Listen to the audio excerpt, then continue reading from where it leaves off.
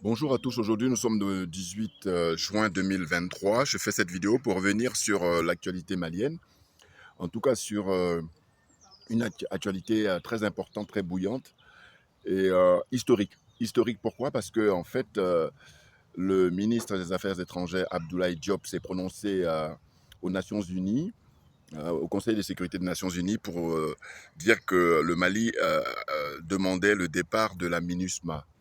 Eh bien, la MINUSMA, c'est la branche armée de l'Organisation des Nations Unies. Et il faut prendre connaissance de la Charte des Nations Unies pour se rendre compte que rien n'est respecté, hein, aucun article n'est respecté depuis toujours, hein, depuis sa mise en place. Donc on est en pleine escroquerie morale et puis en pleine sorcellerie sur le plan international, très clairement, parce qu'en fait, la charte, tout ce qu'elle dit, si c'était respecté, c'était dans un monde équilibré, dans les relations qui existent entre les pays.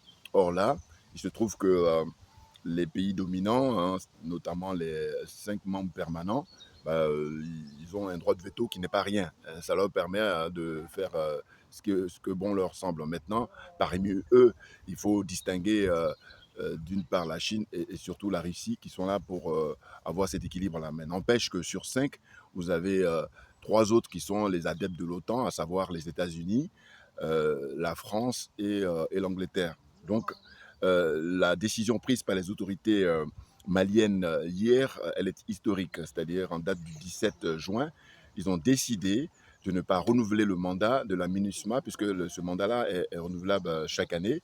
Et ça fait depuis 2013 qu'ils sont installés là-bas au Mali. Et quand on demande le bilan, au bout de 10 ans, c'est vraiment le cauchemar pour le peuple africain en général et le peuple malien en particulier. Pour signaler quoi? Le nombre de morts. Moi, je m'intéresse toujours à ça parce que je dis, moi, ma religion, c'est la vérité et la justice. Et la vie humaine est sacrée. Ce qui fait que quand il y a un mort, un seul mort, je dis terminus, tout le monde descend.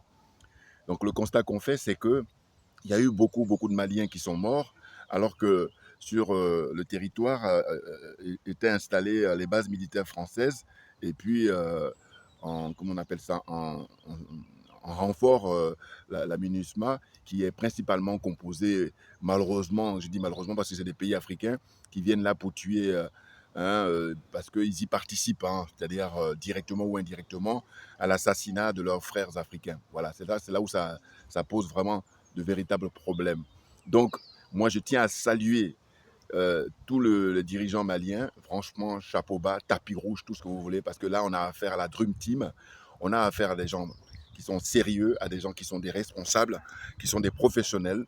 Hein, vous avez les colonels d'abord en tête, et vous avez le Premier ministre Choguel Maïga, et vous avez le ministre des Affaires étrangères, M. Abdoulaye Diop, qui est pour moi l'un des ministres des Affaires étrangères, mais les plus brillants, hein, de sa génération, hein, toutes nations confondues, hein. Même là, on sort carrément comment dire, du continent africain, et il mérite tous les prix parce que j'ai regardé récemment, il était intervenu lors d'une conférence qui réunissait, je crois, des journalistes africains et en particulier des journalistes du Mali.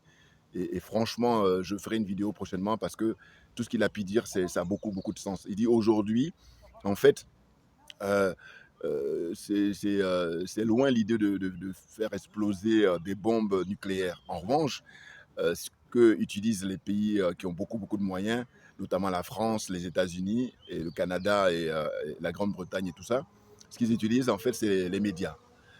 Les médias, mais c'est au XXIe siècle, c'est la force de frappe la plus impressionnante. Ah oui, ça n'a pas commencé au XXIe siècle, mais ça s'est renforcé. Donc, à vrai dire, c'est à notre portée.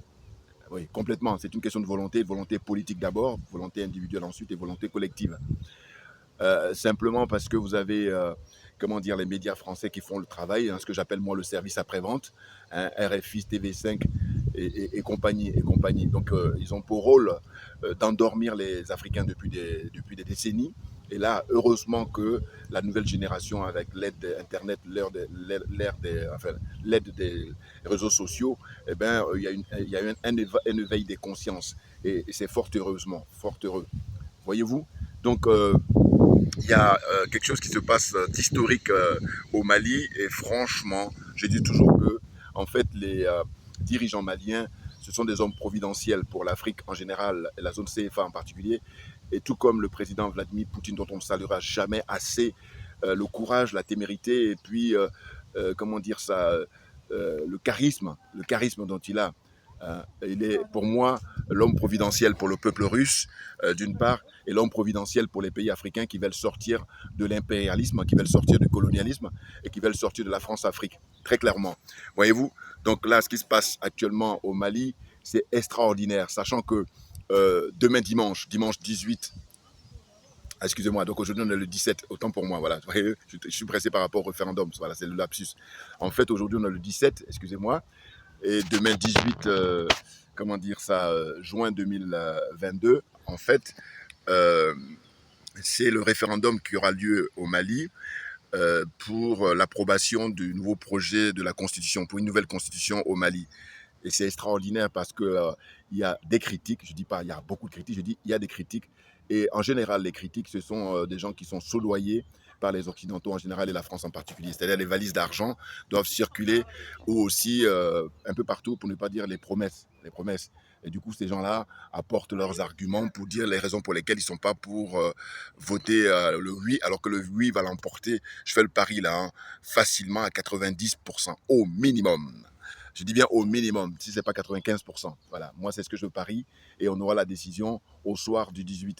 Et la date du 18 juin, c'est extraordinaire parce que figurez-vous que les colonels ont choisi pour narguer en fait l'intelligentsia et les dirigeants français. Parce que le 18 juin, qu'est-ce que c'est pour l'histoire française? Ben, le 18 juin, c'est l'appel du général de Gaulle en 1940, l'appel à la résistance.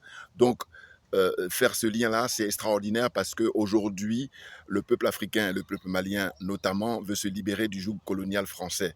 Donc c'est là aussi, et pour ne pas dire surtout, appel à la libération du peuple africain, à la libération de toute cette zone-là, la zone des aliénés, la zone du franc CFA, c'est la zone des complexés, la zone des corrompus, et j'ajoute la zone des jaloux et la zone des sorciers. On peut s'en sortir, hein. C'est une volonté politique, c'est une volonté individuelle, et c'est une question de volonté collective, tout naturellement. Donc, le ministre des Affaires étrangères, son Excellence Abdoulaye Diop, s'est prononcé très clairement pour dire à la MINUSMA que c'est terminé, vous pouvez plier bagage au bout de 10 ans. Hein, le bilan est complètement catastrophique et dramatique pour le peuple malien. Et comme ils ne sont pas maso, justement, il était grand temps de mettre fin à cette escroquerie, à cette criminalité organisée, très bien organisée. Vous comprenez? Donc là, aujourd'hui, ce qui se passe, c'est le concours de l'honnêteté intellectuelle, le concours de l'intellect. Hein, pas l'intellect des adeptes de l'OTAN, non. L'intellect des gens qui sont des êtres humains, pas ceux qui ont l'apparence. Hein. L'intellect des gens qui sont les adeptes de la vérité, rien que la vérité. Et non pas l'intellect des gens qui ont pour religion le mensonge, rien que le mensonge. Vous comprenez? Donc là, très franchement, quoi dire d'autre si ce n'est féliciter ces dirigeants-là. Et d'ailleurs, j'ai écouté les discours prononcés par le président, son Excellence Shogal, non pas Shogal, Assimi Goïta, voilà, Assimi Goïta, excusez-moi. Eh ben, dans son discours, ce qui me plaisait, c'est qu'il rappelait que cette constitution, elle acte pour aujourd'hui, mais elle acte surtout pour l'avenir et ça concerne principalement les générations à venir. Alors, c'est rare, malheureusement, d'entendre les hommes politiques africains parler ainsi. Vous voyez, alors qu'ils devraient parler comme ça en permanence. Parce que les pays qu'ils visitent, qu'ils adorent, et je parle des pays, comment dire, industrialisés, les pays du Nord, les pays occidentaux, mais en général, ceux qui ne manipulent pas leur peuple, quand ils agissent, c'est pour les générations à venir. Voilà. Donc, ils posent les bases pour que les générations à venir, comme disait le Premier ministre Shogun Maïga, il dit que si les bases sont installées, sont mises, eh bien, les générations à venir ne vont pas se préoccuper des questions du djihadisme, ou alors ils vont s'en préoccuper, mais ça va être de manière marginale. Vous voyez, et ça ne va pas être l'objet comme ça de dépenses de milliards d'argent. Et bizarrement, cet argent qui est dépensé permet d'assassiner hein, les Africains. Et très longtemps, les gens n'avaient pas compris, mais il y a encore malheureusement beaucoup de gens qui sont les aliénés, les complexés, les corrompus, qui continuent à entretenir cette escroquerie. Mais c'est terminé. On leur dit bas les masques, on leur dit lâchez l'affaire parce qu'on a tout compris et que par conséquent, on ne va plus perdre du temps. Vous comprenez? Donc là, Pourquoi c'est historique, la demande du départ de la MINUSMA? Mais tout simplement parce que vous comprenez bien que les soldats de l'ONU sont dispatchés dans le monde entier et en particulier en Afrique. Donc moi, quand j'ai vu hier cette décision-là, je me suis dit, mais c'est une jurisprudence que doivent appliquer tous les autres dirigeants. Je commence par le Congo, le Grand Congo, Congo-Kinshasa, avec Tshisekedi, là, le grand corrompu vendu de première classe. Eh bien, lui, il devrait prendre l'exemple sur les colonels au Mali pour demander le départ des casques bleus là-bas. Parce qu'ils y sont depuis des décennies et il faut leur demander quel est leur bilan.